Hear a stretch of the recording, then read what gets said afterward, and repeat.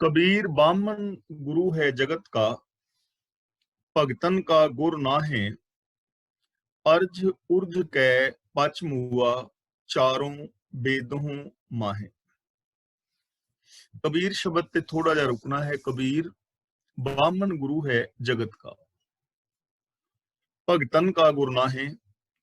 बामन का मतलब ब्राह्मण, इथे किसी जात की गल नहीं है। वो ब्राह्मण जो कर्म कांड सिखांदा है, जो कर्म कांड की प्रेरणा दिंदा है। गुरु का मतलब गुरु जिस तो ਅਸੀਂ ਅਗਵਾਈ ਲੈਂਦੇ ਆ ਜ਼ਿੰਦਗੀ ਦੀ। ਜਗਤ ਦਾ ਮਤਲਬ ਸੰਸਾਰ ਦਾ। ਭਗਤਾਂ ਦਾ ਮਤਲਬ ਭਗਤ ਇਹ ਬਹੁਵਚਨੀ ਸ਼ਬਦ ਹੈ, ਤੇ ਭਗਤਾਂ ਦਾ ਮਤਲਬ ਜਾਂ ਭਗਤ ਦਾ ਮਤਲਬ ਆਪ ਸਾਰੇ ਸਮਝਦੇ ਹੋ। ਭਗਤ ਦਾ ਮਤਲਬ ਕੋਈ ਸੰਸਾਰ ਦਾ ਤਿਆਗੀ ਨਹੀਂ। ਭਗਤ ਦਾ ਮਤਲਬ ਮਾਲਾ ਫੇਰਨ ਵਾਲਾ ਨਹੀਂ ਜਾਂ ਸਮਾਧੀਆਂ ਲਾਉਣ ਵਾਲਾ ਨਹੀਂ। ਇੱਥੇ ਭਗਤ ਦਾ ਮਤਲਬ ਹੈਗਾ ਜੋ ਰੱਬੀ ਰਜ਼ਾ ਵਿੱਚ ਤੁਰਦਾ ਹੈ, ਜੋ ਰੱਬੀ ਗੁਣਾਂ ਦਾ ਧਾਰਨੀ ਹੈ। ਜਿਵੇਂ ਅਸੀਂ ਜਪਜੀ ਸਾਹਿਬ ਜੀ ਦੀ ਪਾਵਨ ਬਾਣੀ ਵਿੱਚ ਵਿਚਾਰ ਆਏ ਹਾਂ, ਸਤ ਗੁਣ ਤੇਰੇ ਮੈਂ ਨਾਹੀ ਕੋਏ, ਵਿਣ ਗੁਣ ਕੀਤੇ ਭਗਤ ਨਾ ਹੋਏ। ਯਾਨੀ ਰੱਬੀ ਰਜ਼ਾ ਵਿੱਚ ਤੁਰਨਾ ਹੀ ਰੱਬ ਦੀ ਭਗਤੀ ਹੈ। ਰੱਬੀ ਗੁਣਾਂ ਦੇ ਧਾਰਨੀ ਹੋਣਾ ਹੀ ਰੱਬ ਦੀ ਭਗਤੀ ਹੈ। ਤਾਂ ਕਬੀਰ ਜੀ ਸਾਨੂੰ ਸਮਝਾ ਰਹੇ ਨੇ ਕਿ ਬ੍ਰਾਹਮਣ ਸਿਰਫ ਦੁਨੀਆਦਾਰਾਂ ਦਾ ਗੁਰੂ ਅਖਵਾ ਸਕਦਾ ਹੈ। ਰੱਬ ਦੀ ਰਜ਼ਾ ਵਿੱਚ ਤੁਰਨ ਵਾਲਿਆਂ ਦਾ, ਰੱਬ ਦੇ ਨਾਲ ਪਿਆਰ ਕਰਨ ਵਾਲਿਆਂ ਦਾ ਉਹ ਗੁਰੂ ਨਹੀਂ ਹੈ। ਬ੍ਰਾਹਮਣ ਗੁਰੂ ਕਿਸ ਦਾ ਹੈ? ਸੰਸਾਰੀਆਂ ਦਾ। ਰੱਬੀ ਰਜ਼ਾ ਵਿੱਚ ਤੁਰਨ ਵਾਲੇ ਜੋ ਨੇ, ਜੋ ਰੱਬ ਦੇ ਨਾਲ ਪਿਆਰ ਕਰਨ ਵਾਲੇ ਨੇ, ਉਹਨਾਂ ਦਾ ਗੁਰੂ ਨਹੀਂ। ਉਹਦਾ ਰੀਜ਼ਨ ਕੀ ਹੈ, ਕਿਉਂ ਨਹੀਂ ਹੈ? ਔਰ ਬ੍ਰਾਹਮਣ ਗੁਰੂ ਕੀ ਕਰਦਾ ਹੈ? ਅਗਲੀ ਪੰਕਤੀ ਵਿੱਚ ਦੱਸਦੇ ਨੇ, ਅਰਜ ਉਰਜ ਕੈ ਪਚ ਮੁਆ, ਚਾਰੋਂ ਬੇਦੋਂ ਮਾਹੇ। ਅਰਜ ਉਰਜ ਦਾ ਮਤਲਬ ਫਸ ਕੇ। ਅਰਜ ਦਾ ਮਤਲਬ ਫਸਣਾ, ਉਰਜ ਦਾ ਮਤਲਬ ਉਲਝਣਾ। ਅਰਜ ਉਰਜ ਦਾ ਮਤਲਬ ਹੈਗਾ ਫਸ ਕੇ, ਉਲਝ ਕੇ। ਪਚ ਦਾ ਮਤਲਬ ਹੁੰਦਾ ਹੈ ਖੁਆਰ ਹੋਣਾ। ਮੂਆ ਦਾ ਮਤਲਬ ਮਰ ਗਿਆ, ਯਾਨੀ ਆਤਮਕ ਮੌਤ ਸਹਿੜ ਲਈ।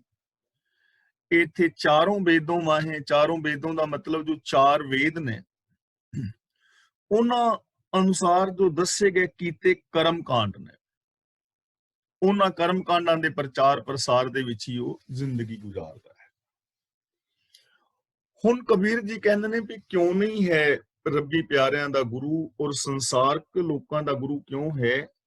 ਕਿਉਂਕਿ ਇਹ ਤਾਂ ਆਪ ਹੀ ਚੌਹਾਂ ਵੇਦਾਂ ਦੇ ਯੱਗ ਆਦਿਕ ਜੋ ਕਰਮ ਕਾਂਡ ਦੀਆਂ ਉਲਝਣਾਂ ਨੇ, ਉਹਨਾਂ ਨੂੰ ਸੋਚ ਕੇ, ਉਹਨਾਂ ਵਿੱਚ ਉਲਝ ਕੇ ਹੀ ਆਤਮਿਕ ਜ਼ਿੰਦਗੀ ਗਵਾ ਚੁੱਕਾ ਹੈ, ਆਤਮਿਕ ਮੌਤ ਸਹੇੜ ਲਈ ਹੈ। ਔਰ ਇਸਨੇ ਪ੍ਰਭੂ ਮਿਲਾਪ ਦਾ ਜਿਹੜਾ ਆਨੰਦ ਹੈ ਉਹ ਨਹੀਂ ਮਾਣਿਆ, ਔਰ ਨਾ ਹੀ ਪ੍ਰਭੂ ਮਿਲਾਪ ਦਾ ਜੋ ਆਨੰਦ ਹੈ ਉਹਦੇ ਨਾਲ ਸੰਸਾਰ ਨੂੰ ਜੋੜ ਸਕਿਆ ਹੈ। ਹੁਣ ਇੱਥੇ ਥੋੜੀ ਜੀ ਸਾਨੂੰ ਵਿਚਾਰ ਕਰਨ ਦੀ ਜ਼ਰੂਰਤ ਹੈ ਕਿ ਦੇਖੋ ਕਿੰਨੇ ਸਾਰੇ ਕਰਮ ਕਾਂਡ ਨੇ।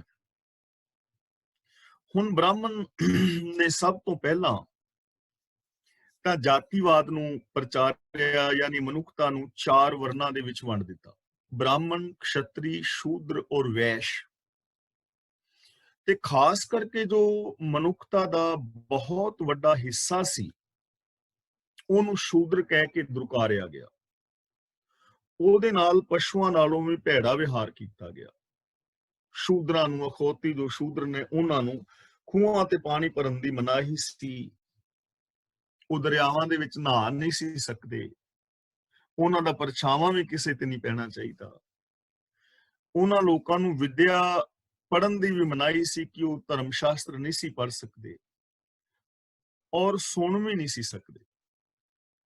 ਹੋਰ ਬਹੁਤ ਸਾਰੀਆਂ ਪਾਬੰਦੀਆਂ ਉਹਨਾਂ ਤੇ ਲਗਾਈਆਂ ਸਨ ਤੇ ਇਹ ਪ੍ਰਚਾਰਿਆ ਔਰ ਪ੍ਰਸਾਰਿਆ ਗਿਆ ਕਿ ਇਹ ਜੋ ਸ਼ੂਦਰ ਨੇ ਇਹ ਬਾਕੀ ਤਿੰਨ ਵਰਨਾਂ ਦੀ ਸੇਵਾ ਵਾਸਤੇ ਹੀ ਨੇ।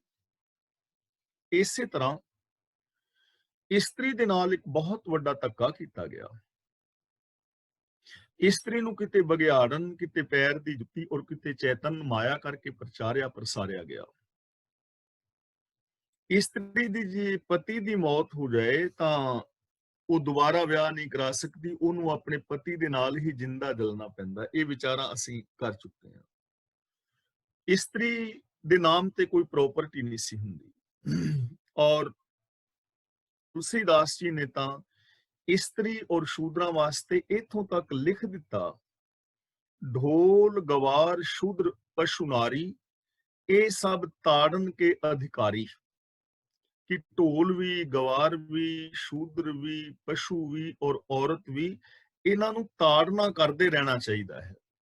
ਇਹ ਤਾੜਨਾ ਦੇ ਅਧਿਕਾਰੀ ਨੇ। ਤਾਂ ਇਹ ਸਾਰਾ ਕੁਝ ਦੇਖੋ ਕਿੰਨਾ ਵੱਡਾ ਇਹ ਦੁਖਾਂਤ ਸੀ, ਪਹਿਲੀ ਗੱਲ। ਦੂਜੀ ਗੱਲ ਕਿ ਦੁਨੀਆ ਨੂੰ ਕਰਮ ਕਾਂਡਾਂ ਦੇ ਵਿੱਚ ਫਸਾਇਆ, ਕਿ ਬੱਚੇ ਦੇ ਜਨਮ ਤੋਂ ਲੈ ਕੇ ਮਰਨ ਤੱਕ ਔਰ ਮਰਨ ਤੋਂ ਲੈ ਕੇ ਬਾਅਦ ਵਿੱਚ ਵੀ ਬੰਦੇ ਨੂੰ ਆਪਣੇ ਜਾਲ ਦੇ ਵਿੱਚ ਫਸਾ ਕੇ ਰੱਖਿਆ। ਕਿ ਬੱਚੇ ਨੇ ਜਨਮ ਲੈਣਾ ਹੈ ਤਾਂ ਕਿਸ ਸਮੇਂ ਬੱਚਾ ਜਨਮ ਲਵੇ ਤਾਂ ਉਹ ਚੰਗਾ ਜਾਂ ਮਾੜਾ ਹੋਵੇਗਾ, ਇਹ ਚੀਜ਼ਾਂ ਫੈਲਾਈਆਂ ਬ੍ਰਾਹਮਣ ਨੇ।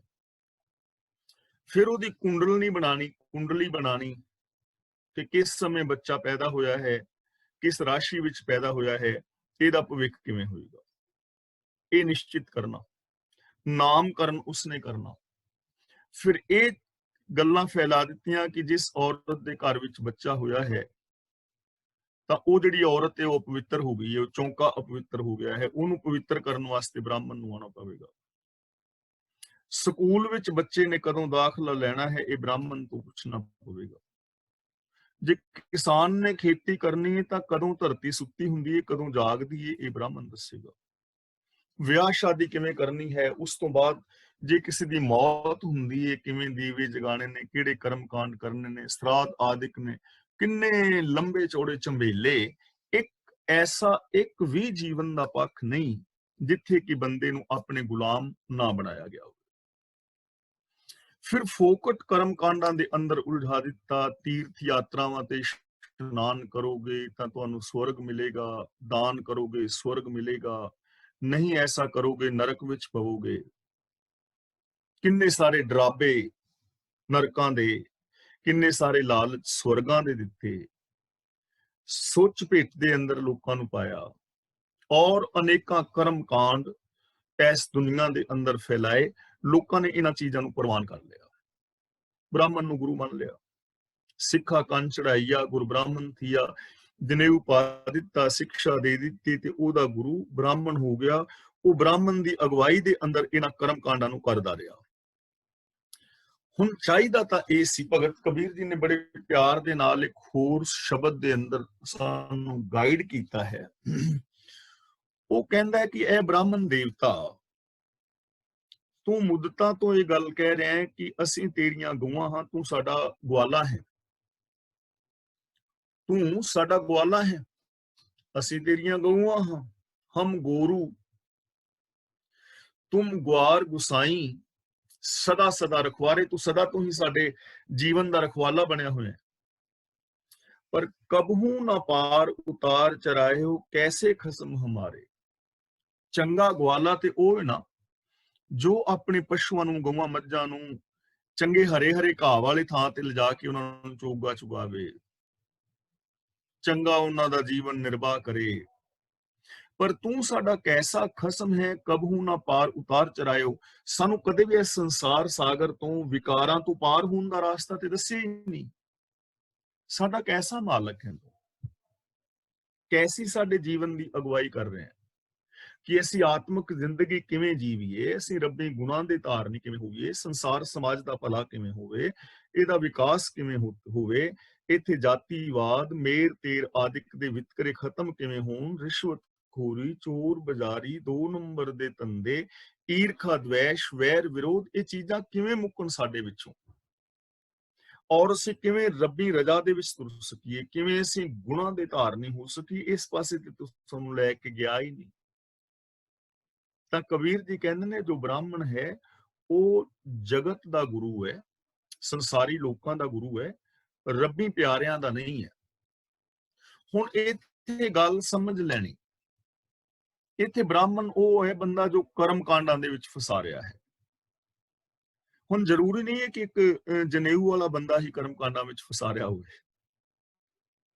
ਹੋਰ ਲੋਕ ਵੀ ਨੇ ਜੋ ਕਰਮ ਕਾਂਡਾਂ ਦੇ ਅੰਦਰ ਫਸਾ ਰਹੇ ਨੇ, ਉਹ ਆਪਣੇ ਧਰਮ ਵੱਲ ਜਾਂ ਆਪਣੇ ਸਮਾਜ ਵੱਲ ਜਾਂ ਆਪਣੇ ਚੌਗਿਰਦੇ ਧਿਆਨ ਮਾਰ ਕੇ ਵੇਖੋ ਕਿ ਕਿਵੇਂ ਸਾਨੂੰ ਬਹੁਤ ਸਾਰੇ ਕਰਮ ਕਾਂਡਾਂ ਦੇ ਅੰਦਰ ਉਲਝਾਇਆ ਗਿਆ ਹੈ, ਕਿਵੇਂ ਸਾਨੂੰ ਇਹ ਚੀਜ਼ਾਂ ਸਮਝਾਈਆਂ ਗਈਆਂ ਨੇ। ਜਿਵੇਂ ਮੈਂ ਪਿੱਛੇ ਬੇਨਤੀ ਕੀਤੀ ਸੀ ਨਾ, ਦੁੱਖ ਭੰਜਨੀ ਸਾਹਿਬ ਗੁਟਕਾ ਇੱਕ ਬਣਾ ਦਿੱਤਾ ਹੈ, ਸ਼ਰਧਾ ਪੂਰਨ, ਜਾਂ ਹੋਰ ਐਸੀਆਂ ਨਿੱਕੀਆਂ ਪੁਸਤਕਾਂ ਜਿਨ੍ਹਾਂ ਵਿੱਚ ਗੁਰਬਾਣੀ ਲਿਖੀ ਹੈ, ਔਰ ਸਾਨੂੰ ਕਹਿ ਦਿੱਤਾ ਹੈ ਕਿ ਇਹ ਸ਼ਬਦ ਪੜੋਗੇ ਐਨੀ ਵਾਰੀ ਤੇ ਤੁਹਾਡਾ ਮੁਕੱਦਮਾ ਜਿੱਤ ਜਾਏਗਾ। ਇਹ ਸ਼ਬਦ ਦਾ ਜਾਪ ਇੰਨੀ ਵਾਰੀ ਕਰੋਗੇ ਤੁਹਾਡੇ ਘਰ ਧਨ ਦੀ ਪ੍ਰਾਪਤੀ ਹੋਏਗੀ। ਤਾਂ ਸਾਡੇ ਅੰਦਰ ਵੀ ਉਲਝਣਾਂ ਪਾਈਆਂ ਜਾ ਰਹੀਆਂ ਨੇ ਨਾ। ਅਸੀਂ ਗੁਰਬਾਣੀ ਮੁਤਾਬਕ ਜ਼ਿੰਦਗੀ ਜੀਣੀ ਸੀ। ਮੈਂ ਪਹਿਲਾਂ ਵੀ ਬੇਨਤੀ ਕੀਤੀ ਸੀ, ਮੰਨ ਲਓ ਕਿ ਸਾਡਾ ਦੋ ਭਰਾਵਾਂ ਦਾ ਕੋਈ ਕੇਸ ਚੱਲ ਰਿਹਾ ਹੈ ਅਦਾਲਤ ਵਿੱਚ, ਤੇ ਸਾਨੂੰ ਕਿਹਾ ਜਾਂਦਾ ਹੈ ਕਿ ਇਹ ਸ਼ਬਦ ਦਾ ਤੁਸੀਂ ਇੰਨੀ ਵਾਰੀ ਪਾਠ ਕਰੋਗੇ ਤੁਹਾਡਾ ਕੇਸ ਜਿੱਤ ਜਾਏਗਾ।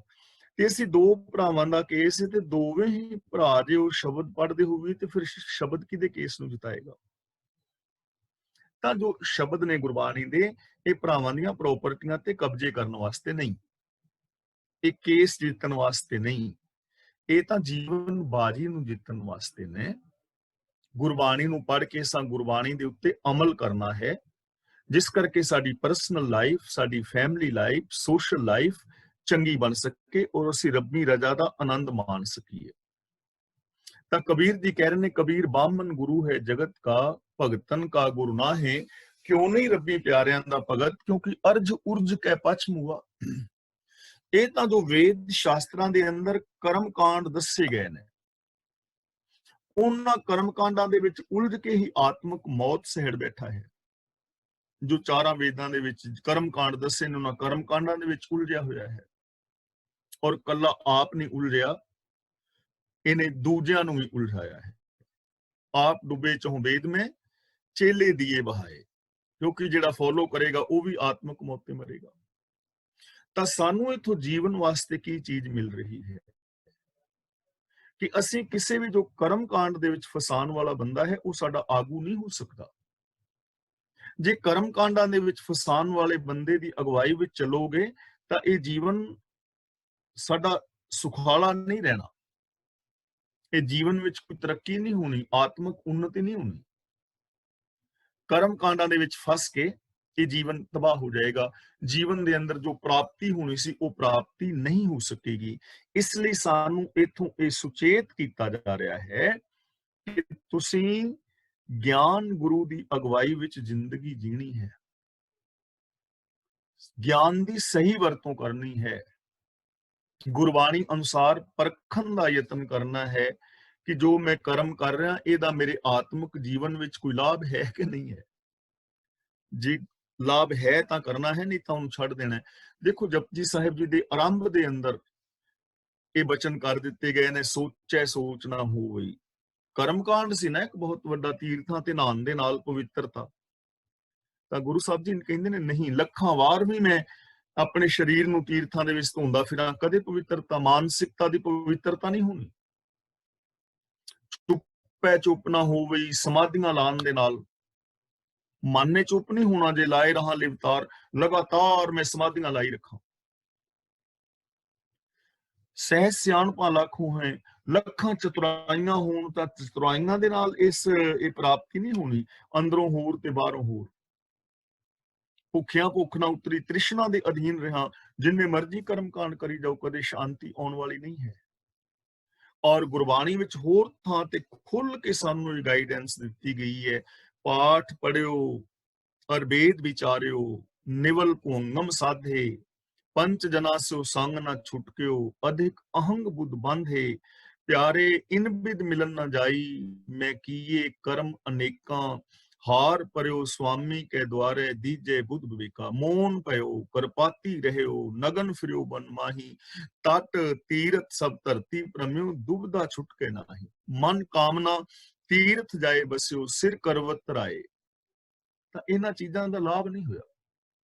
ਹੋਰ ਦੇਖੋ, ਦੇਸ਼ ਛੋੜ ਪਰਦੇਸੇ ਧਾਇਆ, ਪੰਚ ਚੰਡਾਲ ਨਾਲੇ ਲੈ ਆਇਆ, ਕਾਨ ਫਰਾਏ ਹਿਰਾਏ ਟੂਕਾ, घर घर मांगै तृप्तावन ते चूका, बनता छोड़ बद नदर पर नारी, वेश न पाइयै महा दुखियारी, बोले नाही होए बैठा मोनी, अंतर कलप पुआइए जोनी, बिन सतगुर किने ना पाई परम गते, पूछो सगल वेद सिमरते। ਤਾਂ ਇਸ ਲਈ ਜੋ ਕਰਮ ਕਾਂਡ ਸਾਨੂੰ ਦੱਸ ਰਿਹਾ ਹੈ ਉਹ ਸਾਡਾ ਗੁਰੂ ਨਹੀਂ ਹੈ, ਉਹ ਸਾਡਾ ਆਗੂ ਕਦੇ ਨਹੀਂ ਹੋ ਸਕਦਾ, ਉਹਦੇ ਤੋਂ ਅਗਵਾਈ ਨਹੀਂ ਲਈ ਜਾ ਸਕਦੀ। ਇਸ ਲਈ ਭਗਤ ਕਬੀਰ ਜੀ ਕਹਿੰਦੇ ਨੇ ਕਿ ਬ੍ਰਾਹਮਣ ਜੋ ਹੈ ਕਰਮ ਕਾਂਡਾਂ ਦੇ ਵਿੱਚ ਉਲਝਿਆ ਹੋਇਆ ਹੈ, ਉਹ ਰੱਬੀ ਪਿਆਰਿਆਂ ਦਾ ਗੁਰੂ ਨਹੀਂ ਹੈ, ਉਹ ਜਗਤ ਦਾ ਗੁਰੂ ਹੈ, ਕਿਉਂਕਿ ਰੱਬੀ ਪਿਆਰੇ ਤਾਂ ਰੱਬੀ ਰਜ਼ਾ ਦੇ ਅੰਦਰ ਜ਼ਿੰਦਗੀ ਗੁਜ਼ਾਰਦੇ ਨੇ। ਤਾਂ ਸਾਨੂੰ ਇਥੋਂ ਜੀਵਨ ਵਾਸਤੇ ਕੀ ਮਿਲਿਆ ਕਿ ਅਸੀਂ ਕਰਮ ਕਾਂਡਾਂ ਦਾ ਤਿਆਗ ਕਰਕੇ ਗੁਰਮਤ ਆਸ਼ੇ ਅਨੁਸਾਰ ਜ਼ਿੰਦਗੀ ਜੀਣੀ ਹੈ, ਮਨ ਬਚਨ ਕਰਮ ਕਰਕੇ ਰੱਬੀ ਗੁਣਾਂ ਦੇ ਧਾਰਨੀ ਹੋਣਾ ਹੈ ਔਰ ਪ੍ਰਭੂ ਦੀ ਅਭੇਦਤਾ ਪ੍ਰਾਪਤ ਕਰਨੀ। ਹਰ ਹੈ ਖਾਂਡ, ਇੱਥੇ ਥੋੜਾ ਜਿਹਾ ਵਿਸਰਾਮ ਲਗਾਵਾਂਗੇ। ਰੇਤ ਮਹਿ ਬਿਖਰੀ ਹਾਥੀ ਚੁਣੀ ਨਾ ਜਾਏ, ਕਹਿ ਕਬੀਰ ਗੁਰ ਭਲੀ ਬੁਝਾਈ, ਕੀਤੀ ਹੋਈ ਕੇ ਖਾਏ। ਰੇਤ ਮਹਿ ਦਾ ਮਤਲਬ ਰੇਤ ਵਿੱਚ, ਖੰਡ ਦਾ ਮਤਲਬ ਖੰਡ, ਆਦੇਸੀ ਖੰਡ ਜਿਹਨੂੰ ਅਸੀਂ ਬੂਰਾ ਵੀ ਕਹਿ ਦਿੰਦੇ ਹਾਂ, ਬਰੀਕ ਖੰਡ। ਰੇਤ ਸ਼ਬਦ ਜਿਹੜਾ ਹੈ ਹਮੇਸ਼ਾ ਔਂਕੜ ਦੇ ਨਾਲ ਆਉਂਦਾ ਹੈ। ਹੁਣ ਇਹ ਸ਼ਬਦ ਇਸਤਰੀ ਲਿੰਗ ਹੈ ਤੇ ਇਸ ਲਫ਼ਜ਼ ਦਾ ਜਿਹੜਾ ਅਖੀਰਲਾ ਸੰਬੰਧਕ ਹੈ ਉਹ ਵੀ ਨਾਲ ਹੀ ਟਿਕਿਆ ਰਹਿੰਦਾ ਹੈ, ਸੰਬੰਧਕ ਦੇ ਨਾਲ ਵੀ ਟਿਕਿਆ ਰਹਿੰਦਾ ਹੈ। ਸੰਬੰਧਕ ਦੇ ਨਾਲ ਵੀ ਜਿਹੜਾ ਇਹਦਾ ਔਂਕੜ ਹੈ ਨਾ ਉਹ ਇਸੇ ਤਰ੍ਹਾਂ ਰਹਿੰਦਾ ਹੈ। ਰੇਤ ਸ਼ਬਦ ਹੈ ਇਸਤਰੀ ਲਿੰਗ, ਲੇਕਿਨ ਇਹਦੇ ਥੱਲੇ ਔਂਕੜ ਆਉਂਦਾ ਹੈ, ਇਹ ਆਪਣਾ ਔਂਕੜ ਨਾਲ ਹੀ ਲੈ ਕੇ ਆਇਆ। ਔਰ ਸੰਬੰਧਕ ਦੇ ਨਾਲ ਵੀ ਇਹ ਰੇਤ ਦੇ ਤੱਤੇ ਦਾ ਔਂਕੜ ਹਟਦਾ ਨਹੀਂ ਹੈ, ਇਹ ਖਾਸ ਖਿਆਲ ਰੱਖਣਾ ਹੈ। ਹਾਥੀ ਦਾ ਮਤਲਬ ਹੱਥਾਂ ਦੇ ਨਾਲ, ਚੁਣੀ ਦਾ ਮਤਲਬ ਚੁਣਨਾ ਚੁਗਣਾ, ਬਿਖਰੀ ਦਾ ਮਤਲਬ ਖਿੰਡੀ ਹੋਈ। ਕਬੀਰ ਜੀ ਕਹਿੰਦੇ ਨੇ ਰੱਬ ਜੋ ਸਰਬ ਵਿਆਪਕ ਹੈ, ਮਾਨੋ ਖੰਡ ਦੀ ਤਰ੍ਹਾਂ ਹੈ ਮਿੱਠਾ, ਖੰਡ ਦੀ ਤਰ੍ਹਾਂ ਮਿੱਠਾ ਹੈ। ਰੱਬੀ ਗੁਣ ਮਿੱਠੇ ਨੇ, ਰੱਬੀ ਗੁਣਾਂ ਦੀ ਧਾਰਨੀ ਹੋਊਗੇ, ਜ਼ਿੰਦਗੀ ਵਿੱਚ ਮਿਠਾਸ ਪੈਦਾ ਹੋਏਗੀ। ਸਤ, ਸੰਤੋਖ, ਦਇਆ, ਧਰਮ, ਧੀਰਜ, ਗਿਆਨ, ਵਿਰਾਗ, ਨਿਮਾਨਤਾ, ਸੇਵਾ, ਇਨਸਾਨੀਅਤ, ਨਿਰਭੈਤਾ, ਨਿਰਵੈਰਤਾ, ਇਹ ਗੁਣ ਧਾਰਨ ਕਰਨ ਦੇ ਨਾਲ ਜ਼ਿੰਦਗੀ ਵਿੱਚ ਮਿਠਾਸ ਪੈਦਾ ਹੋਏਗੀ, ਜੀਵਨ ਰਸਦਾਇਕ ਬਣੇਗਾ। ਹਰ ਸ਼ਬਦ ਉਚੇਚੇ ਤੌਰ ਤੇ ਵਰਤਦੇ ਨੇ, ਹਰ ਸ਼ਬਦ ਇਸ ਕਰਕੇ ਵਰਤਿਆ ਹੈ ਕਿ ਉਹ ਹਰ ਥਾਂ ਤੇ ਮੌਜੂਦ ਹੈ, ਜਲ ਥਲ ਮਹੀਲ ਪੂਰਿਆ। ਹਰ ਸ਼ਬਦ ਇਸ ਕਰਕੇ ਵੀ ਵਰਤਿਆ ਹੈ ਕਿ ਉਹ ਹਰ ਇੱਕ ਦਾ ਹੈ, ਉਹ ਮੇਰਾ ਕੱਲਾ ਨਹੀਂ, ਤੁਹਾਡੇ ਕੱਲੇ ਦਾ ਨਹੀਂ, ਕਿਸੇ ਬ੍ਰਾਹਮਣ ਦਾ ਨਹੀਂ ਕੱਲੇ ਦਾ। ਆਪਨ ਬਾਪੈ ਨਾਹੀ ਕਿਸੀ ਕੋ, ਭਾਵਨ ਕੋ ਹਰ ਰਾਜਾ। ਰੱਬ ਕਿਸੇ ਦੇ ਪਿਓ ਦੀ ਪ੍ਰੋਪਰਟੀ ਨਹੀਂ ਹੈ, ਆਪਨ ਬਾਪੈ ਨਾਹੀ ਕਿਸੀ ਕੋ, ਕਿਸੇ ਦੇ ਪਿਓ ਦਾ ਨਹੀਂ, ਰੱਬ ਸਾਰਿਆਂ ਦਾ ਹੈ। ਹਰ ਦਾ ਮਤਲਬ ਹਰ ਇੱਕ ਦਾ ਹੈ। ਹਰ ਸ਼ਬਦ ਇਸ ਕਰਕੇ ਵੀ ਵਰਤਿਆ ਹੈ ਕਿ ਉਹ ਹਰ ਇੱਕ ਲਈ ਹੈ। ਇਹ ਨਹੀਂ ਕਿ ਰੱਬੀ ਗੁਣਾਂ ਦੇ ਧਾਰਨੀ ਸਿਰਫ ਮੈਂ ਹੀ ਹੋਣਾ ਹੈ, ਇਹ ਮੇਰੇ ਵਾਸਤੇ ਹੀ ਹੈ ਜਾਂ ਸਿਰਫ ਤੁਹਾਡੇ ਭੈਣਾਂ ਵੀਰਾਂ ਵਾਸਤੇ ਹੀ ਹੈ, ਨਾ, ਇਹ ਸਾਰਿਆਂ ਵਾਸਤੇ ਹੈ। ਦੁਨੀਆ ਦੇ ਹਰ ਇਸਤਰੀ ਪੁਰਸ਼, ਬੱਚੀ ਬੱਚੇ, ਜਵਾਨ ਬਜ਼ੁਰਗ ਨੂੰ ਰੱਬੀ ਗੁਣਾਂ ਦੇ ਧਾਰਨੀ ਹੋਣਾ ਚਾਹੀਦਾ। ਹਰ ਸ਼ਬਦ ਇਸ ਕਰਕੇ ਵੀ ਵਰਤ ਰਹੇ ਨੇ ਕਿ ਹਰਿਆ ਕਰਨ ਵਾਲਾ ਹੈ ਨਾਨਕ, ਨਾਮ ਮਿਲੇ ਤਾਂ ਜੀਵਾਂ, ਤਨ ਮਨ ਥੀਵੇ ਹਰਿਆ। ਤਾਂ ਰੱਬ ਜਿਹੜਾ ਹੈ ਖੰਡ ਦੀ ਤਰ੍ਹਾਂ ਮਿੱਠਾ ਹੈ, ਲੇਕਿਨ ਕਬੀਰ ਜੀ ਕਹਿੰਦੇ ਨੇ ਵੀ ਉਹ ਖੰਡ ਕਿਸੇ ਡੱਬੇ ਵਿੱਚ ਪਈ ਨਹੀਂ। ਜਿਹੜੀ ਪ੍ਰੋਬਲਮ ਹੈ ਉਹ ਕੀ ਹੈ? ਕਿਸੇ ਡੱਬੇ ਵਿੱਚ ਪਈ ਨਹੀਂ ਵੀ ਸੌਖਾ ਚਮਚਾ ਭਰ ਕੇ ਖਾ ਲਓ। ਖੰਡ ਹੈ ਲੇਕਿਨ ਰੇਤ में बिखरी ਉਸ ਖੰਡ ਵਰਗਾ ਹੈ ਜਿਹੜੀ ਰੇਤੇ ਦੇ ਅੰਦਰ ਖਿਲ ਰਹੀ ਹੋਵੇ, ਰੇਤੇ ਵਿੱਚ ਖਿਲਰ ਗਈ ਹੋਵੇ। ਹਾਥੀ ਚੁਣੀ ਨਾ ਜਾਏ, ਹਾਥੀ ਬਿੰਦੀ ਲਾਵਾਂਗੇ, ਹੱਥ ਨਹੀਂ, ਸੌਰੀ, ਹਾਥੀ ਬਿੰਦੀ ਨਹੀਂ ਲਾਵਾਂਗੇ, ਹਾਥੀ, ਹਾਥੀ ਦਾ ਮਤਲਬ ਜੋ ਹਾਥੀ ਜਾਨਵਰ ਹੁੰਦਾ ਹੈ, ਹਾਥੀ ਜਿਹੜਾ ਜਾਨਵਰ ਹੈ, ਹਾਥੀ ਚੁਣੀ ਨਾ ਜਾਏ।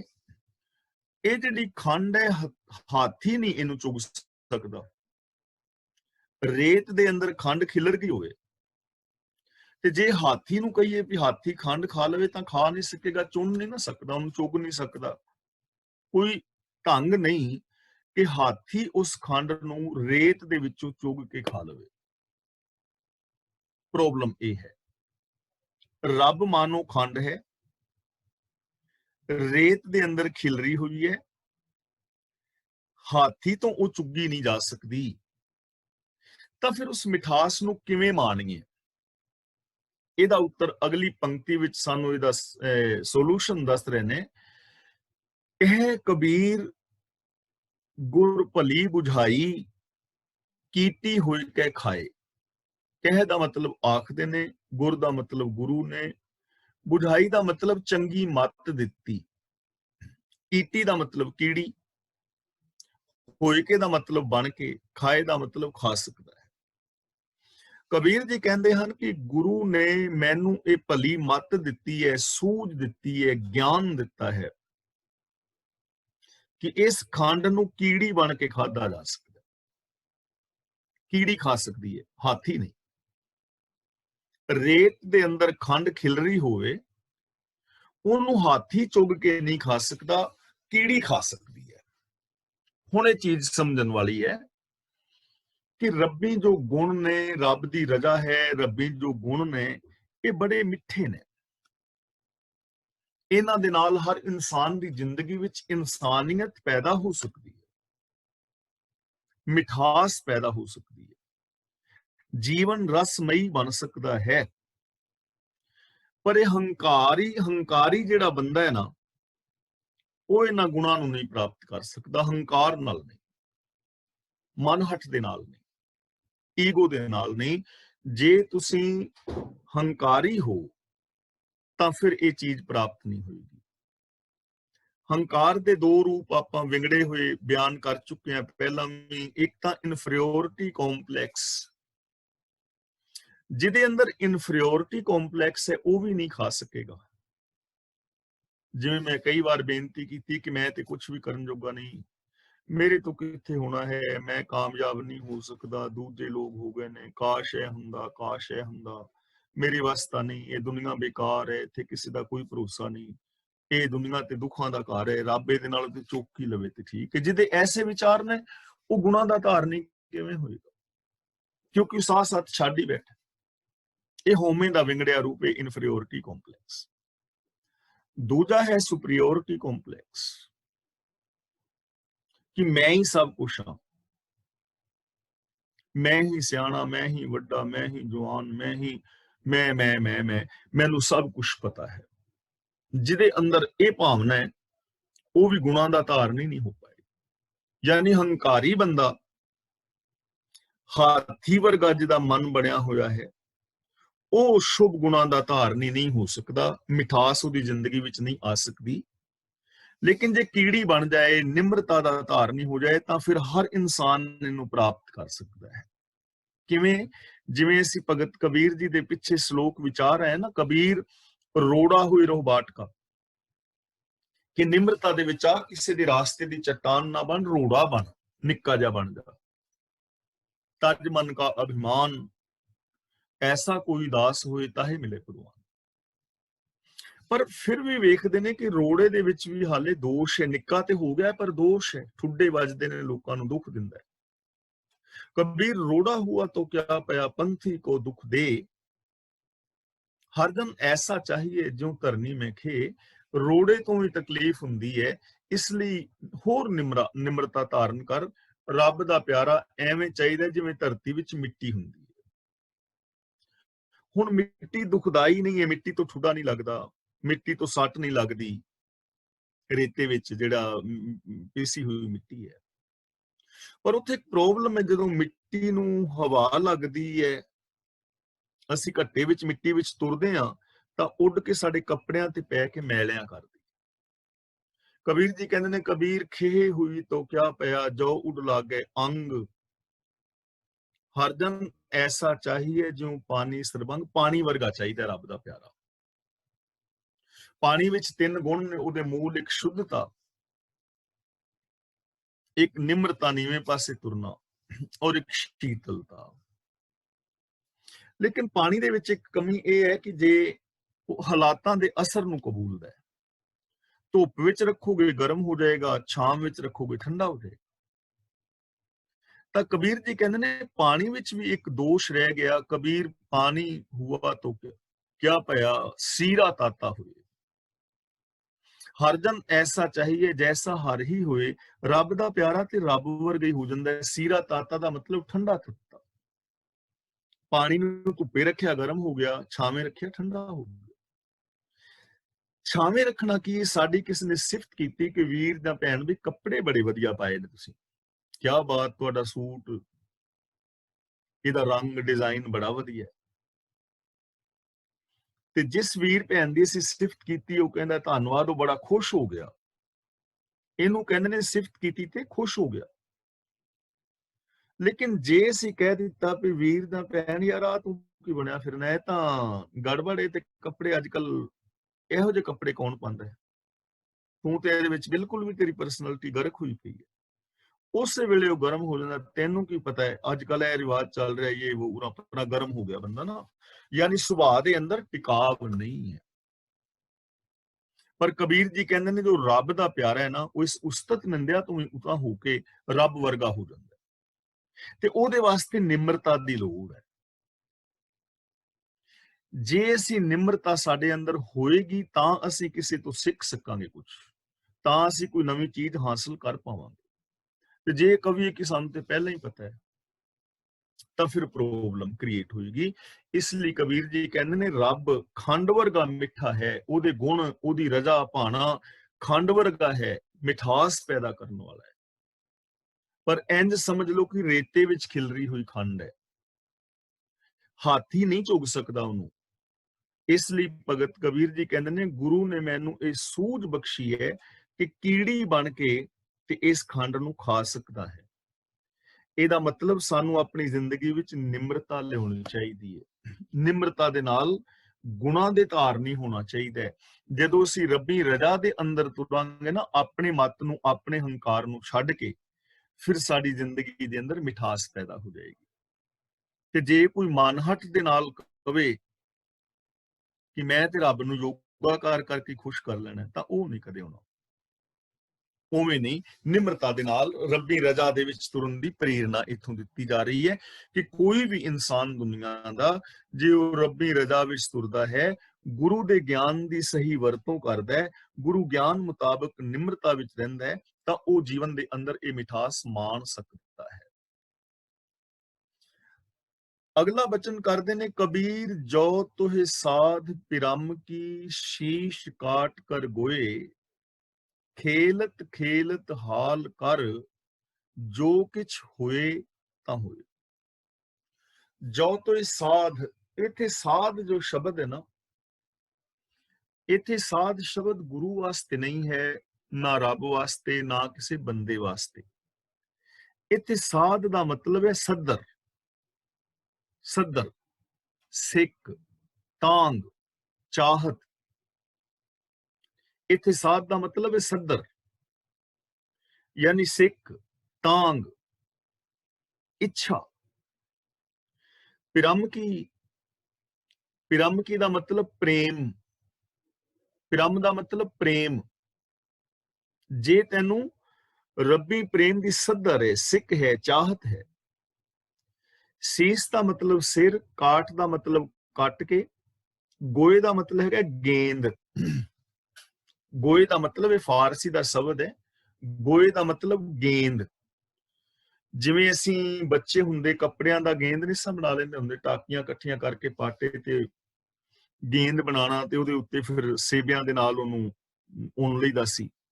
ਉਹ ਗੇਂਦ ਦੀਆਂ ਦਾਕੀਆਂ ਫਿਰ ਖਿਲਰਦੀਆਂ ਨਹੀਂ ਸੀ, ਤੇ ਖਿੱਦੂ ਖੂੰਡੀ ਖੇਲੀ ਦੀ ਸੀ, ਪਿੱਠੂ ਗੋਲ ਖੇਲੀਦਾ ਸੀ, ਜਾਂ ਗੇਂਦ ਦੇ ਨਾਲ ਵੈਸੇ ਲੋਕ ਖੇਲਦੇ ਸਨ।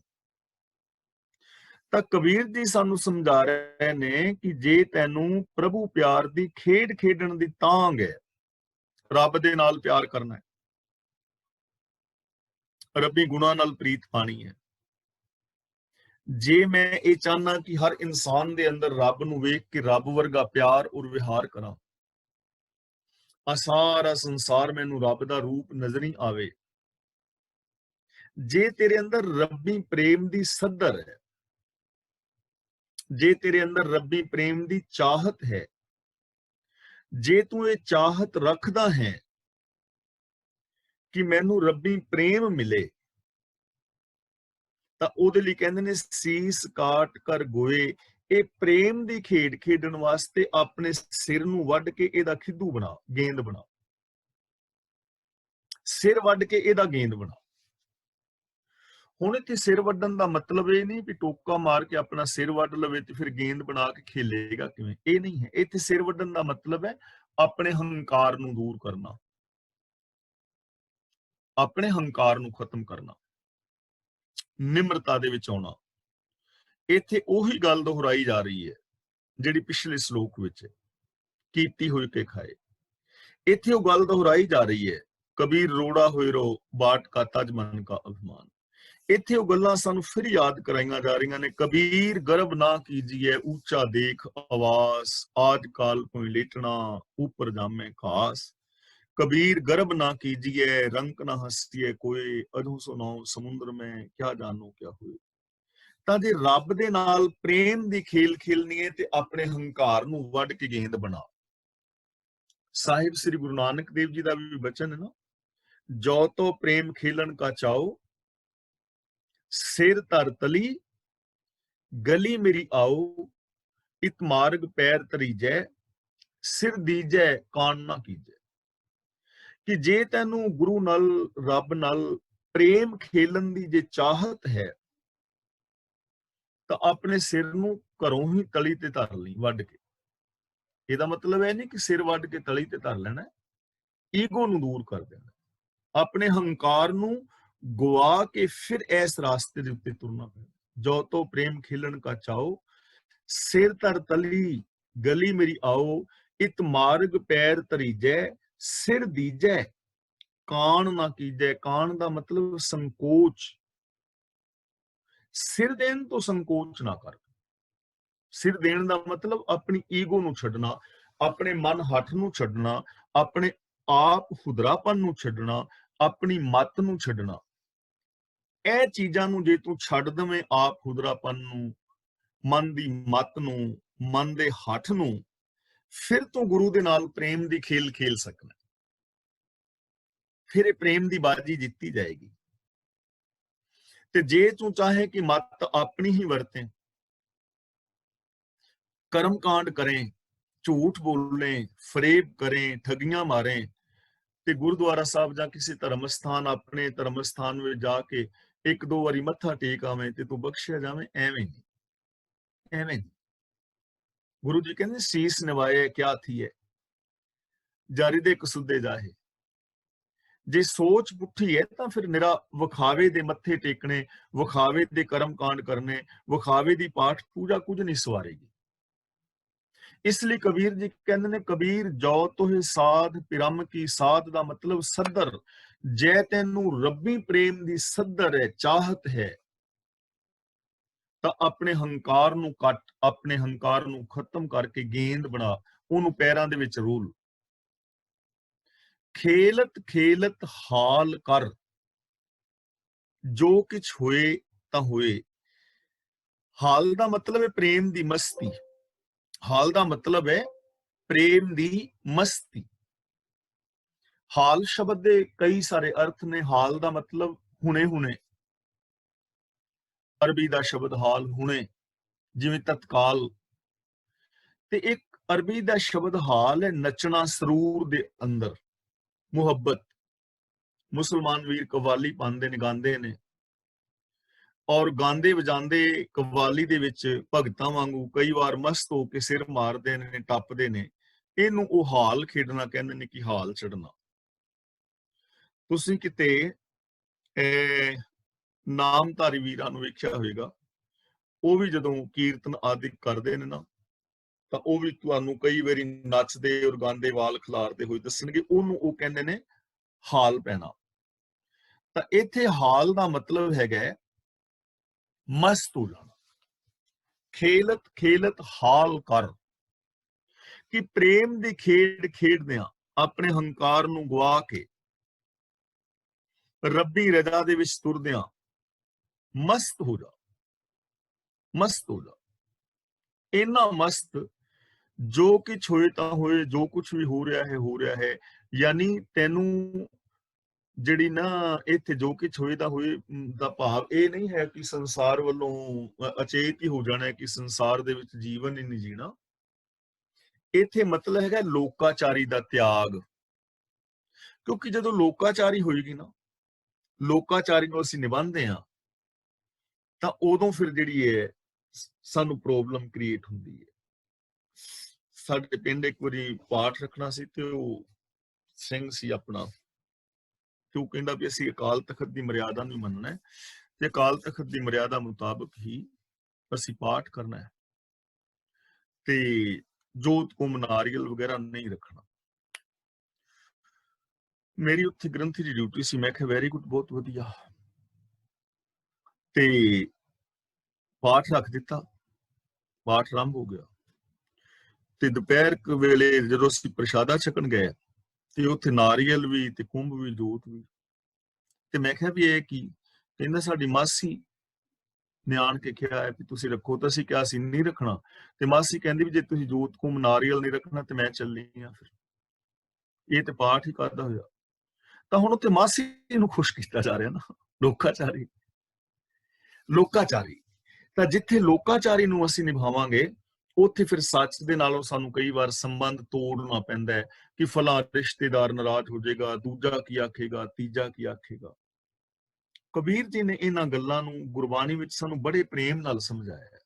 ਕਬੀਰ ਜੀ ਨੂੰ ਵੀ ਲੋਕ ਕਹਿਣ ਲੱਗੇ ਕਿ ਕਬੀਰ ਤੂੰ ਕੈਸਾ ਭਗਤ ਹੈ, ਨਾ ਤੂੰ ਹਿੰਦੂਆਂ ਵਾਲੇ ਵਰਤ ਰੱਖਦਾ ਹੈ, ਨਾ ਤੂੰ ਮੁਸਲਮਾਨਾਂ ਵਾਲੇ ਰੋਜ਼ੇ ਰੱਖਦਾ ਹੈ, ਵਰਤ ਨਾ ਰਹੋ ਨਾ ਮਹਾ ਰਮਦਾਨਾ, ਨਾ ਤੂੰ ਮੱਕੇ ਕਾਵੇ ਜਾਂਦਾ ਹੈ, ਨਾ ਤੂੰ ਗੰਗਾ ਵਗੈਰਾ ਤੇ ਜਾਂਦਾ ਹੈ। ਕੈਸਾ ਤੂੰ ਬੰਦਾ ਹੈ, ਤੂੰ ਤੇ ਬੇਇੱਜ਼ਤ ਹੈ, ਆਪਣੀ ਇੱਜ਼ਤ ਗਵਾ ਚੁੱਕਾ। ਤੇ ਕਬੀਰ ਜੀ ਦੇ ਉੱਤੇ ਇਸ ਗੱਲ ਦਾ ਕੋਈ ਅਸਰ ਨਹੀਂ ਹੈ। ਉਹ ਕਹਿੰਦੇ ਨੇ ਮੰਨ ਲਓ, ਸਪੋਜ਼, ਤਾਂ ਕਬੀਰ ਜੀ ਕਹਿੰਦੇ ਨੇ ਹਮ ਅਪਤਹਿ ਆਪਣੀ ਪਤ ਖੋਈ, ਹਮਰੇ ਖੋਜ ਪਰੋ ਮਤ ਖੋਈ ਕੋਈ, ਪਤ ਅਪਤ ਤਾਕੀ ਨਹੀਂ ਲਾਜ, ਤਬ ਜਾਣੋਗੇ ਜਬ ਉਗਰੇ ਗੋਪਾਜ। ਕਿ ਮੈਨੂੰ ਤੁਸੀਂ ਕਹਿ ਰਹੇ ਹੋ ਬੇਪਤਾ ਹੈ, ਪਰ ਮੈਂ ਤੁਹਾਨੂੰ ਇਹ ਗੱਲ ਕਹਿਣਾ ਕਿ ਪਤਾ ਉਦੋਂ ਲੱਗੇਗਾ ਜਦੋਂ ਪਰਦੇ ਫਾਸ਼ ਹੋਣਗੇ ਕਿ ਕੌਣ ਇੱਜ਼ਤਦਾਰ ਤੇ ਕੌਣ ਬੇਇੱਜ਼ਤ ਹੈ, ਕਿਹਦੇ ਕਰਮ ਮਾੜੇ ਨੇ, ਕਿਹਦੀ ਸੋਚ ਮਾੜੀ ਹੈ, ਕਿੰਨੇ ਕਿਸੇ ਨੇ ਪਾਪ ਕੀਤੇ ਨੇ। ਤਾਂ ਇੱਥੇ ਲੋਕਾਚਾਰੀ ਵੱਲੋਂ ਬੇਖਬਰ ਹੋ ਜਾਂਦਾ ਹੈ ਉਹ ਬੰਦਾ, ਪਹਿਲੀ ਗੱਲ। ਤੇ ਦੂਜੀ ਗੱਲ ਹੈ, ਜੋ ਕੁਛ ਹੋਏ ਤਾਂ ਹੋਏ, ਵੀ ਜੋ ਕੁਛ ਹੋ ਰਿਹਾ ਹੈ ਰੱਬੀ ਰਜ਼ਾ ਵਿੱਚ ਉਹ ਹੋਏਗਾ।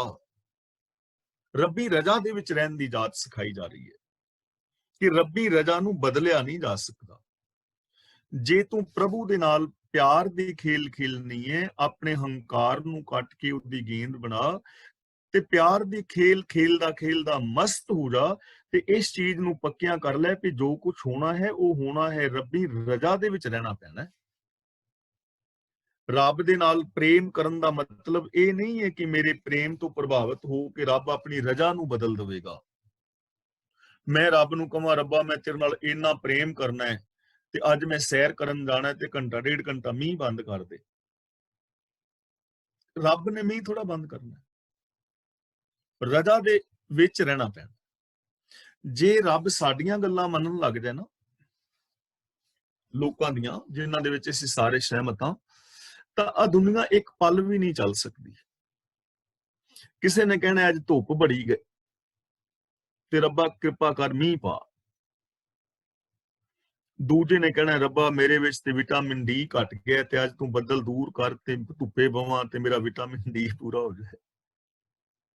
ਹੁਣ ਕਿਸੇ ਨੇ ਕਹਿਣਾ ਬਰਸਾਤ ਕਰ, ਕਿਸੇ ਨੇ ਕਹਿਣਾ ਹਵਾ ਛੱਡ, ਕਿਸੇ ਨੇ ਕਹਿਣਾ ਧੁੱਪ ਕੱਢ, ਕਿਸੇ ਨੇ ਕਹਿਣਾ ਸਿਆਲ ਚੰਗਾ, ਕਿਸੇ ਨੇ ਕਹਿਣਾ, ਤਾਂ ਕੀ ਇਹ ਕੁਦਰਤ ਚੱਲ ਸਕਦੀ ਹੈ? ਕਿਸੇ ਨੇ ਕਹਿਣਾ ਮੈਂ ਲੇਟ ਹੋ ਗਿਆ, ਹੁਣ ਘੰਟਾ ਸੂਰਜ ਲੇਟ ਛਿਪੇ, ਤਾਂ ਕਿਵੇਂ ਐਵੇਂ ਦੁਨੀਆ ਚੱਲ ਸਕਦੀ ਹੈ? ਬਿਲਕੁਲ ਵੀ ਨਾ। ਸਾਨੂੰ ਰਜ਼ਾ ਦੇ ਵਿੱਚ ਰਹਿਣਾ ਪੈਣਾ ਹੈ।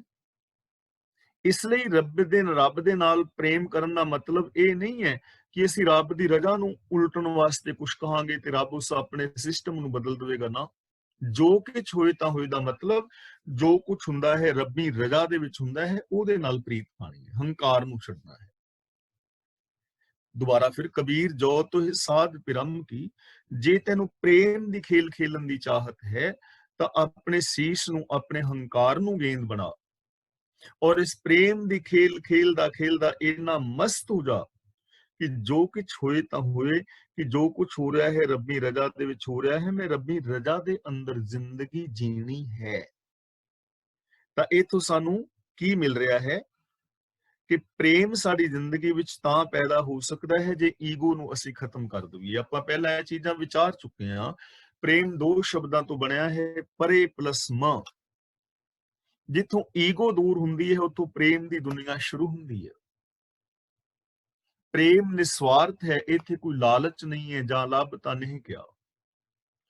ਪ੍ਰੇਮ ਦੇ ਅੰਦਰ ਤਿਆਗ ਹੈ, ਗਲੀਏ ਚਿੱਕੜ ਦੂਰ ਕਰ। ਤੇ ਫਿਰ ਕਹਿੰਦੇ ਨੇ ਭਿੱਜੋ ਸਿੱਜੋ ਕਮਲੀ ਅੱਲਾ ਵਰਸੋ ਮਹਿ, ਜਾਏ ਮਿਲਾ ਤੇਰਾ ਸਜਣਾ ਟੁੱਟੋ ਨਾਹੀ ਨਹੀਂ। ਤਿਆਗ ਪੂਰਨ ਤੌਰ ਤੇ ਸਮਰਪਣ। ਤੇ ਪ੍ਰੇਮ ਦੀ ਚੌਥੀ ਸ਼ਰਤ ਹੈ ਪਾਰਦਰਸ਼ੀ ਮਿਲਵਰਤਨ, ਕੁਛ ਲੁਕਾ ਛਿਪਾ ਨਹੀਂ। ਜ਼ਿੰਦਗੀ ਦੀ ਕਿਤਾਬ ਖੁੱਲੀ ਕਿਤਾਬ ਹੈ, ਜੀਵਨ ਦੇ ਮੇਰੇ ਕਿਸੇ ਵੀ ਪੇਜ ਨੂੰ ਪੜੋ, ਖੁੱਲੀ ਕਿਤਾਬ। ਪਾਰਦਰਸ਼ੀ ਮਿਲਵਰਤਨ, ਇਹ ਹੈ ਪ੍ਰੇਮ ਦੇ ਅੰਦਰ ਮਸਤ ਹੋ ਜਾਣਾ, ਰੱਬੀ ਰਜ਼ਾ ਦੇ ਵਿੱਚ ਰਹਿਣਾ। ਤਾਂ ਫਿਰ ਇਹ ਜੀਵਨ ਜਿਹੜਾ ਹੈ ਸਾਡਾ ਸਫਲਾ ਔਰ ਸੁੱਜਾ ਹੋ ਸਕਦਾ। ਅਗਲਾ ਬਚਨ ਕਰਦੇ ਨੇ ਕਬੀਰ, ਜੋ ਤੋਹਿ ਸਾਧ ਪਿਰਮ ਕੀ, ਪਾਕੇ ਸੇਤੀ ਖੇਲ। ਇੱਥੇ ਸਾਧ ਦਾ ਮਤਲਬ ਸੱਦਰ, ਪਿਰਮ ਦਾ ਮਤਲਬ ਪ੍ਰੇਮ, ਪਾਕੇ ਦਾ ਮਤਲਬ ਪੱਕਾ ਸੱਚਾ ਗੁਰੂ, ਸੇਤੀ ਦਾ ਮਤਲਬ ਨਾਲ। ਤਾਂ ਕਬੀਰ ਜੀ ਕਹਿੰਦੇ ਹਨ ਕਿ ਜੇ ਤੈਨੂੰ ਰੱਬੀ ਪ੍ਰੀਤ ਖੇਲ ਖੇਲਣ ਦੀ ਚਾਹਤ ਹੈ, ਜੇ ਰੱਬੀ ਪ੍ਰੀਤ ਦੀ ਚਾਹਤ ਹੈ ਤੇਰੇ ਅੰਦਰ, ਕਿ ਤੇਰਾ ਰੱਬ ਨਾਲ, ਰੱਬੀ ਗੁਣਾਂ ਨਾਲ, ਰੱਬੀ ਰਜ਼ਾ ਦੇ ਨਾਲ ਤੇਰਾ ਪਿਆਰ ਬਣੇ, ਤਾਂ ਪਾਕੇ ਸੇਤੀ ਖੇਲ। ਪਾਕੇ ਦਾ ਮਤਲਬ ਸੱਚੇ ਗੁਰੂ ਦੇ ਨਾਲ ਮਿਲ ਕੇ ਇਹ ਖੇਲ ਖੇਲ, ਸੱਚੇ ਗੁਰੂ ਦੇ ਨਾਲ ਮਿਲ ਕੇ। ਕਿਉਂਕਿ ਕਾਚੇ ਗੁਰ ਤੇ ਮੁਕਤ ਨਾ ਹੁਆ। ਕੱਚੇ ਪਿੱਲੇ ਗੁਰੂ ਵੀ ਬਣੇ ਫਿਰਦੇ ਨੇ ਨਾ, ਕਿੰਨੇ ਸਾਰੇ ਗੁਰੂ ਨੇ। ਪਹਿਲਾਂ ਤਾਂ ਲੋਕ ਕਹਿੰਦੇ ਸਨ ਵੀ ਇੱਟ ਪੁੱਟੀਏ ਤੇ ਗੁਰੂ ਸਾਧ ਬਾਬਾ, ਤੇ ਅੱਜ ਕੱਲ ਤੇ ਸਾਧ ਬਾਬੇ ਤੇ ਗਾਈਡੈਂਸ ਕਰਨ ਵਾਲੇ ਹੱਥਾਂ ਦੇ ਵਿੱਚ ਇੱਟਾਂ ਫੜੀ ਬੈਠੇ, ਇੱਟਾਂ ਦੇ ਉੱਤੇ ਬੈਠੇ ਨੇ। ਤਾਂ ਸੱਚੇ ਗੁਰੂ ਦੀ ਗੱਲ ਕੀਤੀ ਜਾ ਰਹੀ ਹੈ ਕਿ ਸੱਚੇ ਗੁਰੂ ਦੇ ਨਾਲ ਮਿਲ ਕੇ। ਕਿਉਂ? ਕਾਚੀ ਸਰਸੋਂ ਪੇਲ ਕੇ, ਸਰਸੋਂ ਦਾ ਮਤਲਬ ਸਰੋਂ, ਪੇਲ ਕੇ ਦਾ ਮਤਲਬ ਹੁੰਦਾ ਹੈ ਪੀੜਨਾ। ਕੋਲੂ ਦੇ ਵਿੱਚ ਪੀੜੀ ਦੀ ਨਾ ਸਰੋਂ।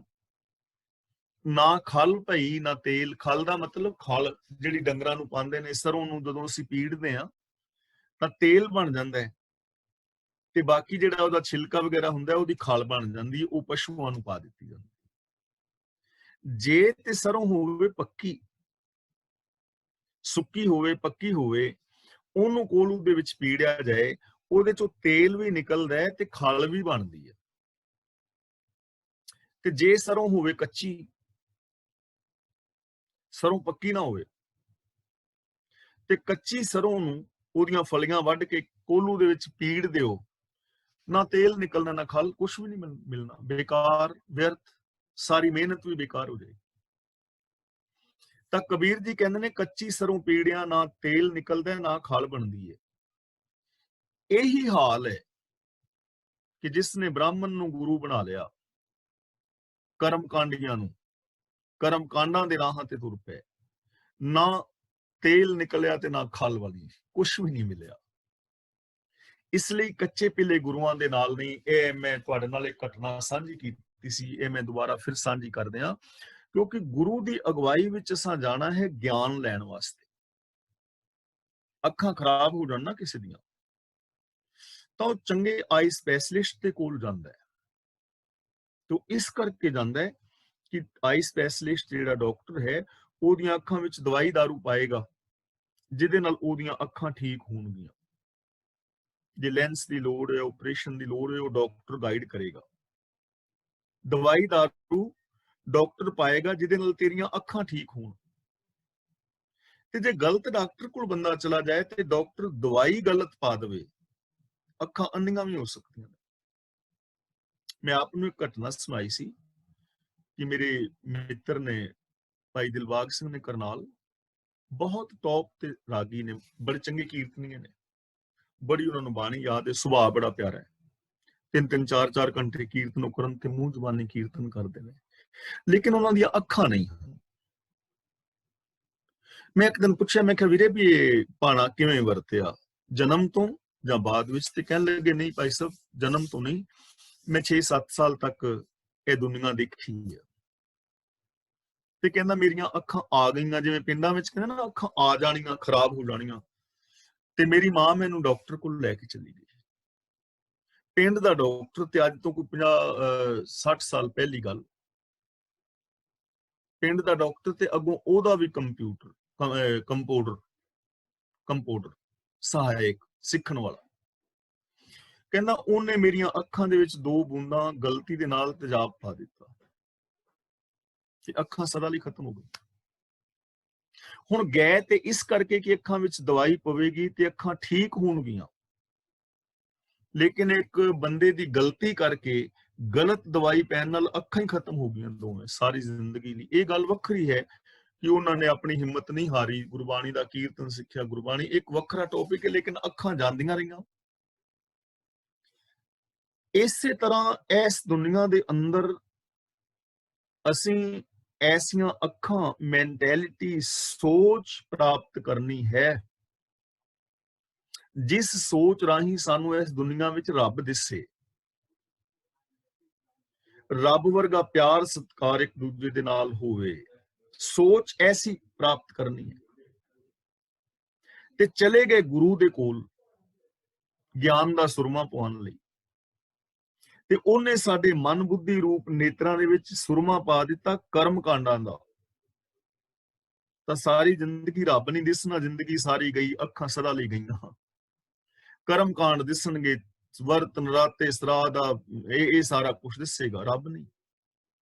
ਇਸ ਲਈ ਗੁਰੂ ਜੀ ਕਹਿੰਦੇ ਨੇ ਕਿ ਸੱਜਣਾ, ਜੇ ਤੇਰੇ ਅੰਦਰ ਪ੍ਰੇਮ ਖੇਲਣ ਦੀ ਸੱਧਰ ਹੈ ਨਾ, ਚਾਹਤ ਹੈ ਪ੍ਰਭੂ ਪ੍ਰਾਪਤੀ ਦੀ, ਰੱਬ ਦੇ ਨਾਲ ਮਿਲਾਪ ਦੀ, ਚੰਗੀ ਜ਼ਿੰਦਗੀ ਦੀ, ਤਾਂ ਫਿਰ ਪਾਕੇ ਸੇਤੀ ਖੇਲ ਪੱਕੇ ਗੁਰੂ ਨਾਲ, ਸੱਚੇ ਗੁਰੂ ਦੇ ਨਾਲ, ਜਿਸ ਦੇ ਕੋਲ ਜ਼ਿੰਦਗੀ ਦਾ ਤਜਰਬਾ ਹੈ, ਸੱਚਾ ਗਿਆਨ ਹੈ, ਉਹਦੇ ਨਾਲ ਮਿਲ ਕੇ ਇਹ ਪ੍ਰੇਮ ਵਾਲੀ ਖੇਲ ਖੇਲੀ। ਜੇ ਕਿਸੇ ਕੱਚੇ ਪਿੱਲੇ ਕਰਮਕਾਂਡੀ ਦੇ ਢਹਿ ਚੜ ਗਿਆ ਨਾ, ਤੇਰੀ ਜ਼ਿੰਦਗੀ ਦੇ ਵਿੱਚੋਂ ਨਾ ਤੇਲ ਬਣਨਾ ਹੈ, ਨਾ ਤੇਰੀ ਜ਼ਿੰਦਗੀ ਚੋਂ ਖਲ ਹੋਣੀ ਹੈ, ਐਵੇਂ ਪੀੜਿਆ ਵੀ ਜਾਏਗਾ ਤੇ ਮਿਲਣਾ ਵੀ ਕੁਛ ਨਹੀਂ। ਤਾਂ ਇਸ ਲਈ ਸਾਨੂੰ ਇਥੋਂ ਜੋ ਸੇਧ ਦਿੱਤੀ ਜਾ ਰਹੀ ਹੈ ਕਿ ਅਸੀਂ ਸੱਚੇ ਗਿਆਨ ਦੀ ਪ੍ਰਾਪਤੀ ਕਰਨੀ ਹੈ ਗੁਰੂ ਪਾਸੋਂ, ਔਰ ਗਿਆਨ ਗੁਰੂ ਦੀ ਅਗਵਾਈ ਦੇ ਵਿੱਚ ਜ਼ਿੰਦਗੀ ਜੀਣੀ ਹੈ, ਔਰ ਗਿਆਨ ਦੀ ਸਹੀ ਸੁਚੱਜੀ ਵਰਤੋਂ ਕਰਨੀ ਹੈ, ਤਾਂ ਇਸ ਜੀਵਨ ਦੇ ਅੰਦਰ ਅਸੀਂ ਕਾਮਯਾਬ ਹੋਵਾਂਗੇ।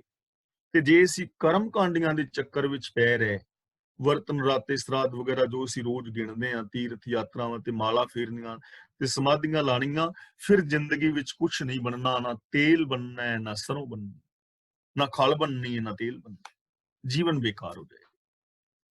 ਤਾਂ ਇਸ ਲਈ ਸਾਨੂੰ ਸਮਝਾਇਆ ਜਾ ਰਿਹਾ ਹੈ ਕਿ ਪੱਕੇ ਗੁਰੂ ਯਾਨੀ ਸੱਚੇ ਗੁਰੂ ਦੀ ਚਰਨਾਂ ਦੀ ਸ਼ਰਨ ਲੈਣੀ ਹੈ।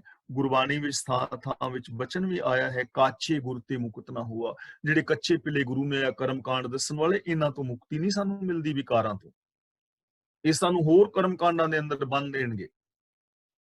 ਇਸ ਲਈ ਗੁਰਬਾਣੀ ਨੂੰ ਅਸਾਂ ਸਾਰਿਆਂ ਨੇ ਆਪ ਪੜ੍ਹਨਾ ਹੈ, ਗੁਰਬਾਣੀ ਨੂੰ ਅਸਾਂ ਆਪ ਵਿਚਾਰਨਾ ਹੈ, ਔਰ ਗੁਰਬਾਣੀ ਮੁਤਾਬਕ ਜ਼ਿੰਦਗੀ ਜੀਣੀ ਹੈ। ਮਨ ਬਚਨ ਕਰਮ ਕਰਕੇ ਗੁਰਬਾਣੀ ਦਾ ਧਾਰਨੀ ਹੋਣਾ ਹੈ, ਗੁਰਬਾਣੀ ਵਰਗੇ ਬਣਨਾ ਹੈ, ਫਿਰ ਇਹ ਜ਼ਿੰਦਗੀ ਸਫਲ ਹੋ ਜਾਏਗੀ। ਬੜਾ ਸੁਖੈਨ ਰਾਸਤਾ ਹੈ, ਬੜਾ ਸੌਖਾ ਰਾਸਤਾ ਸਾਨੂੰ ਸਮਝਾਇਆ ਜਾ ਰਿਹਾ ਹੈ, ਜਿਹਦੇ ਵਿੱਚ ਕੋਈ ਕਰਮ ਕਾਂਡ ਨਹੀਂ, ਜਿਹਦੇ ਵਿੱਚ ਕੋਈ ਵਾਧੂ ਦੀ ਖੇਚਲ ਨਹੀਂ। ਪਰ ਇਹਦੇ ਵਾਸਤੇ ਸਾਨੂੰ ਆਪਣੀ ਈਗੋ ਤਿਆਗਣੀ ਪੈਣੀ ਹੈ। ਰੱਬ ਖੰਡ ਵਰਗਾ ਹੈ, ਪਰ ਹਾਥੀ ਨਹੀਂ ਖਾ ਸਕਦਾ, ਕੀੜੀ ਖਾ ਸਕਦੀ ਹੈ। ਆਪ ਹੁਦਰਾਪਨ ਛੱਡਣਾ ਹੈ, ਮਨ ਦੀ ਮੱਤ ਛੱਡਣੀ ਹੈ, ਔਰ ਗੁਰੂ ਦਰਸਾਏ ਰਾਹਾਂ ਤੇ ਚੱਲ ਕੇ ਐਸੀ ਜ਼ਿੰਦਗੀ ਅਸਾਂ ਬਤੀਤ ਕਰਨੀ ਹੈ। ਅੱਜ ਦੀ ਵਿਚਾਰ ਮੈਂ ਇੱਥੇ ਸਮਾਪਤ ਕਰਦਾ ਜੀ।